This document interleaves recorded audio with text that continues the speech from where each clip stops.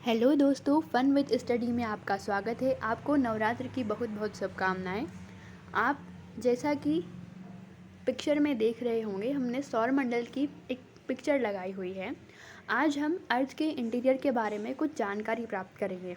आप जानते होंगे कि हमारे सौर मंडल में कुल 9 ग्रह होते हैं, किंतु हम अभी कुछ समय से प्लूटो को अपना ग्रह नहीं मानते हैं। अतः हमारे सौर मंडल में कुल 8 ग्रह हैं, जिन्हें की ग्रह की उपाधि दी जाती है, जिन्हें वैज्ञानिकों द्वारा ग्रह की उपाधि दी जाती है। हमारे सौर मंडल में एक तारा सूर्य है, जिसके चारों तरफ 8 ग्रह अपनी परिक्रमा लगाते हैं, जिसमें सबसे बड़ा ग्रह जुपिटर को बोला जाता है और सबसे गर्म ग्रह वीनस को बोला जाता है। तो आज हम हमारी अर्थ, जो कि सूर्य से तीसरे नंबर पर आती है, पहले नंबर पर मरकरी, दूसरे नंबर पर वीनस और तीसरे नंबर पर अर्थ आती है। इसके बाद में मार्स आता है, जिसे कि हम अर्थ की बहन कहते हैं। हम इस विषय पर अगली वीडियो में डिस्कस करेंगे, पर आज हम अर्थ के इंटीरियर के बारे में पढ़ाई करेंगे। सो हम अर्थ के बारे में पता करते हैं। जैसा कि आप इमेज देख रहे हैं,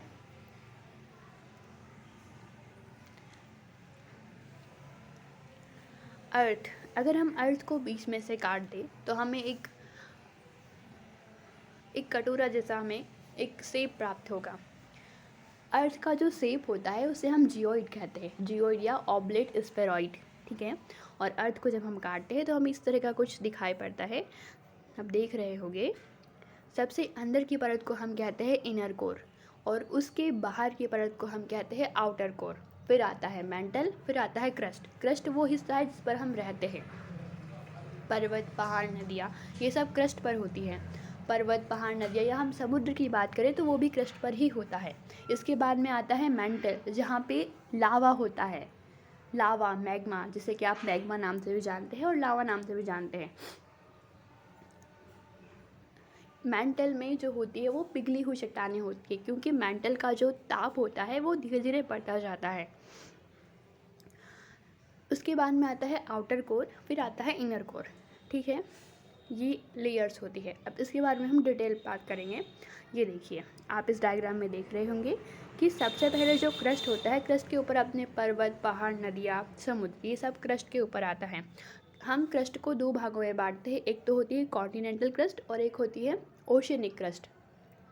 जो समुद्र के, ओशियन के नीचे जो क्रस्ट होती है उसको बोलते हैं ओशियनिक क्रस्ट, और जो कॉन्टिनेंट जिस पर हम रहते हैं उस क्रस्ट को बोलते हैं कॉन्टिनेंटल क्रस्ट। कॉन्टिनेंटल क्रस्ट के बाद में आता है मेंटल, या किसी भी क्रस्ट के बाद में आता है मेंटल, देन कोर। कोर को हम 2 पार्ट में डिवाइड करते हैं, एक आउटर कोर होता है और एक इनर कोर। मेंटल को भी हम 2 पार्ट में डिवाइड करते हैं, एक होता है अपर मेंटल और एक होता है लोअर मेंटल, ठीक है। जैसा कि आप डायग्राम में देख रहे होंगे, क्रस्ट की कुल चौड़ाई जो होती है वो होती है 34 किलोमीटर। मैंने इस डायग्राम में लिखा नहीं है, पर क्रस्ट की जो चौड़ाई होती है वो टोटल 34 किलोमीटर होती है। उसके बाद में हमारा मेंटल स्टार्ट होता है, तो मेंटल 34 टू 2900 किलोमीटर तक होता है। इसके बाद में हमारा कोर स्टार्ट होता है, तो 2900 से 6400 तक होता है हमारा कोर। अब हम बात करेंगे अपर मेंटल और लोअर मेंटल के बारे में। तो अपर मेंटल की जो ऊंचाई होती है वो होती है 34 किलोमीटर टू 400 किलोमीटर, ओके। यहाँ पे जो रैपिड डिसकंटिन्यूटी बताई गई है, ये अपर मेंटल और लोअर मेंटल को डिवाइड करती है, ओके। सबसे पहले दिख रहा होगा आपको कि मोहो डिसकंटिन्यूटी लिखा है, जो कि आप क्रस्ट और अपर मेंटल को डिवाइड करता है। उसके बाद में जो रैपिड डिसकंटिन्यूटी आ रही है, अपर मेंटल और लोअर मेंटल को डिवाइड करता है। तो अपर मेंटल की जो चौड़ाई होती है वो 34 किलोमीटर टू 400 किलोमीटर होती है। हमने यहाँ 100 किलोमीटर इसीलिए लिया है क्योंकि हम एस्टेनोस्फीयर को दिखा रहे हैं, लेकिन यहाँ पे 34 किलोमीटर टू 400 किलोमीटर तक होती है upper mantle, 400 kilometre to 2900 kilometre तक होती है लोअर मेंटल, और 2900 से 5000 किलोमीटर तक होती है अपर कोर, और 5000 किलोमीटर से 6400 किलोमीटर तक होती है लोअर कोर। अब सबसे पहले हम इसके स्टेट के बारे में बात करेंगे। जो कोर होता है ये होता है सॉलिड स्टेट में। ये तो आपको पता ही होगा कि जो कोर होती है, जो चट्टानें होती है, समुद्र के नीचे की जो चट्टानें हैं वो भी एक सॉलिड सॉलिड है। ऐसा तो नहीं है ना कि समुद्र के नीचे की चट्टानें जो है वो पिघली हुई है, ओके।